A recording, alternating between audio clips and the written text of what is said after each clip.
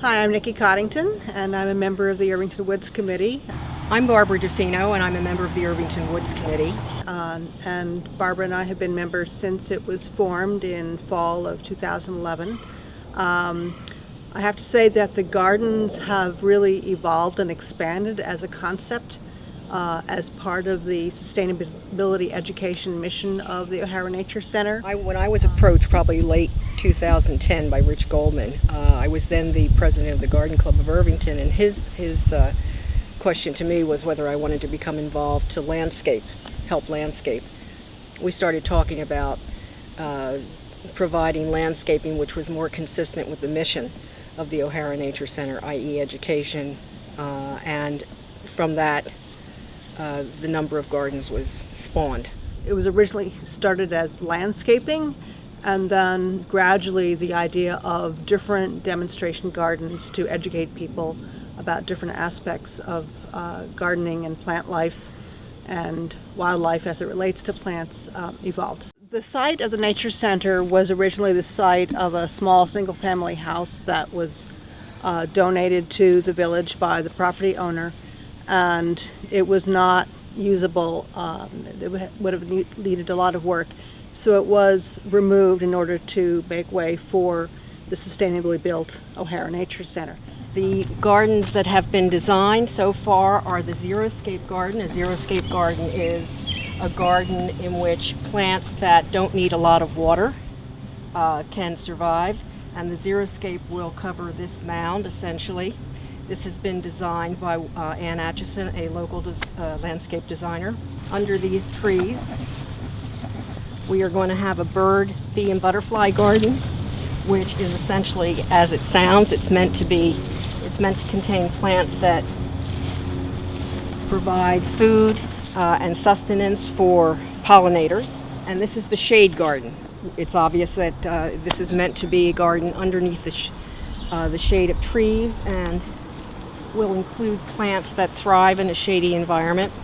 So the edible forest garden will be a garden. It will be enclosed, and it will be an example of principles of permaculture applied to replicate the community and ecosystems that exist within a forest, but using all plants that produce edible materials.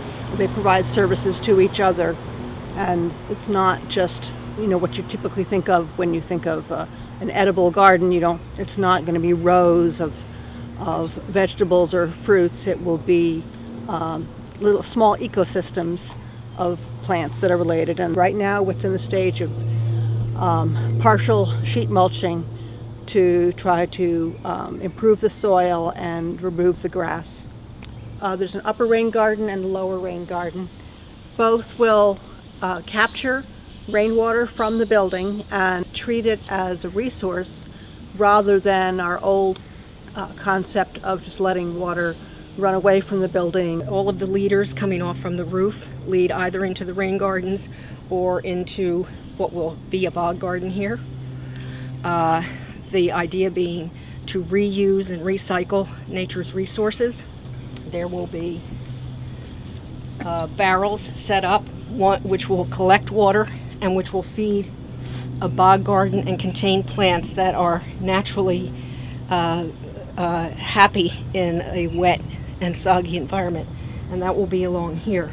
This is an example of the kind of change in philosophy and awareness that we're trying to convey through the Nature Center, which is to understand the principles of how nature works and work with those principles rather than trying to mechanically manage and channel resources away. All the gardens will be visible from the Nature Center so that people can see them and be hopefully attracted to go to them, spend some time. Each of the plants in the gardens will be identified with markers. There will be information provided on each of the gardens in terms of why the plants that are in the gardens were chosen, what their function is in the natural environment, and there will be a maintenance schedule for each of the gardens, and we hope to have a few people dedicated to one or more of the gardens to maintain them. There will be instruction on what has to be done for each of the gardens. All of these gardens, with the exception of one or two, have been sponsored by people in the community who will name the garden whatever they care to name it and are providing the funding to put the gardens in. I've been amazed by the amount of community support for these gardens. Not only the donors who have sponsored the gardens so far, but just the amount of interest and excitement around the gardens and ideas for the gardens. So I'm really looking forward to seeing them as the community assets I think they're going to become.